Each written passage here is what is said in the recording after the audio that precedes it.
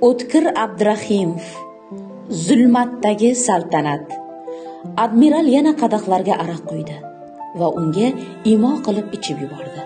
G'ulom qo'lidagi qadahni ichib, zarb bilan uni yerga urdi. Billur qadah chil-chil bo'lib maydalanib ketdi. Sal o'zini bosib olgandan so'ng, admiral bir necha suratni chiqarib, stol ustiga qo'ydi.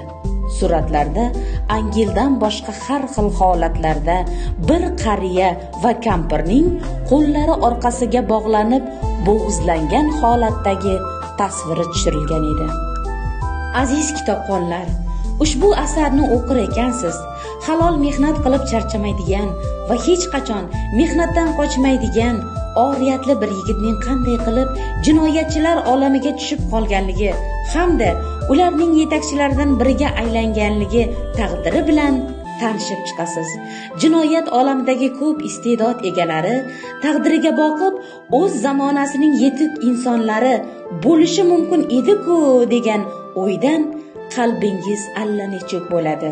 Bugungi mustaqillik zamonamizga shukronalar aytasiz. Aziz kitobxonlar, biz bilan birga qoling. Biz esa sizlarga bir-biridan ajoyib kitoblarni targ'ib qilishda davom etamiz.